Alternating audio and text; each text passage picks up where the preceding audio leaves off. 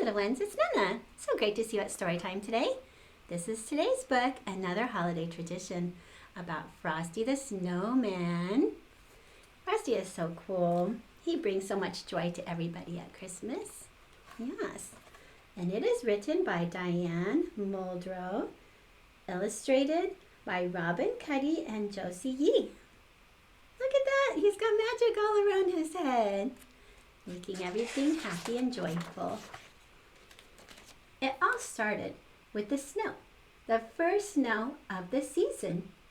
Every child knows there's a certain magic to the very first snow. And when it falls on the day before Christmas, something wonderful is about to happen.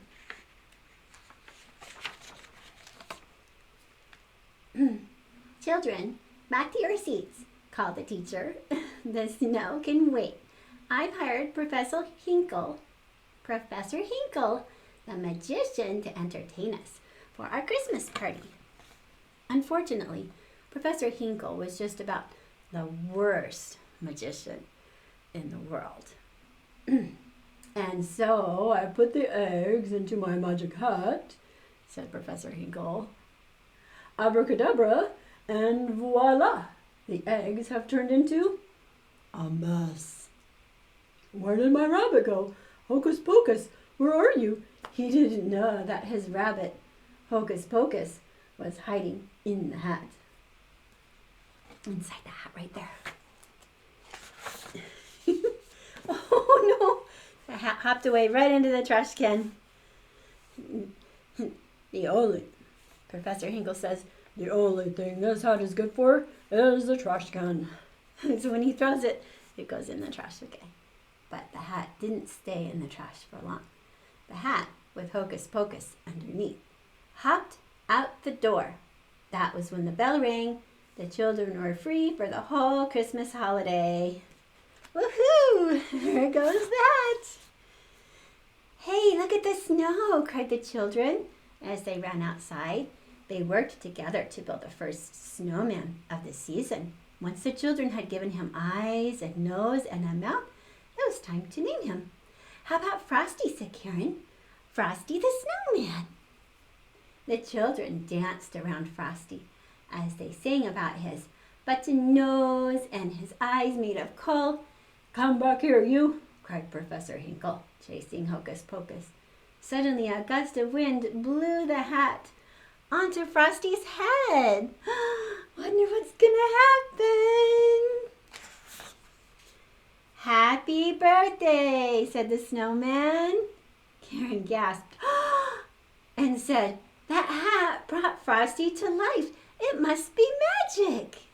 When Professor Hinkle heard that, he wanted the hat back. But it's not yours anymore, protested Karen. This hat will make me a millionaire, said the greedy magician, taking the hat back.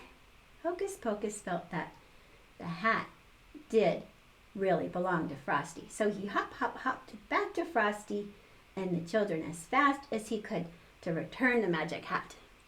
So the greedy magician took the hat off of his head and the bunny rabbit took the hat away from the greedy magician and put it right back on Frosty's head. Happy birthday, said Frosty again, as soon as the hat was placed on his head. Hey, I said my first words. I'm alive. What a real neat thing to happen to a nice guy like me. The magic hat made Frosty dance around. The children cheered and Frosty began to hang, laugh, and play with them. There had never been such a wonderful winter day. Woohoo! When the sun peeked out from behind the clouds, Frosty exclaimed, Oh, I'm all wishy-washy. I'm starting to melt. The children knew they needed to take Frosty someplace where he'd never melt like the chilly North Pole. They decided to go to the railroad station and find a train for Frosty. Let's have a parade through town, shouted Frosty. Come on, kids, follow the leader. All too soon, it was time for the train and Frosty to leave. I'll go with you, Frosty, said Karen.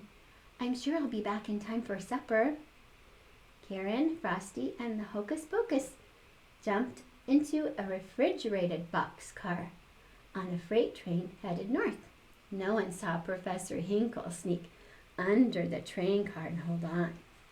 Ooh, he is determined to get his hat back. A refrigerated boxcar is a splendid way to travel. Splendid, that is. If one is a snowman or a furry-coated rabbit. But for a little girl like Karen, it was just too cold.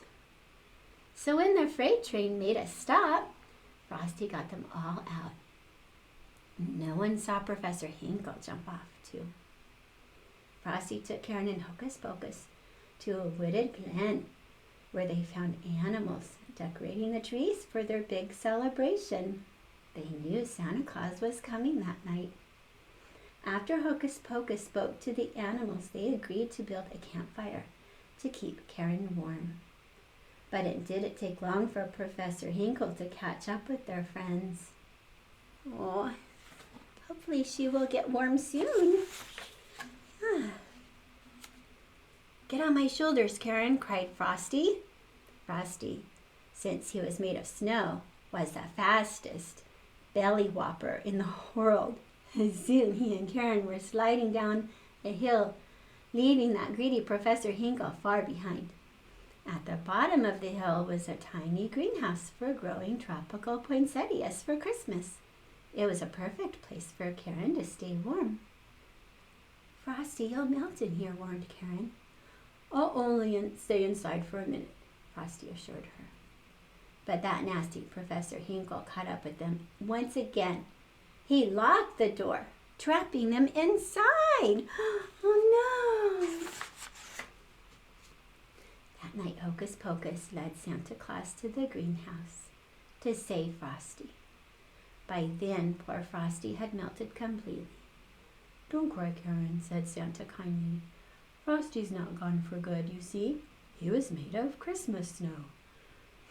You can bet your boots that when a good, jolly December wind kisses it, it'll turn into Christmas snow all over again. Just watch. Santa opened the door, and when the wind whirled in and out, Frosty was back. Santa was about to place the magic hat on Frosty's head when Professor Hinkle shouted, I want that back, and I want it now.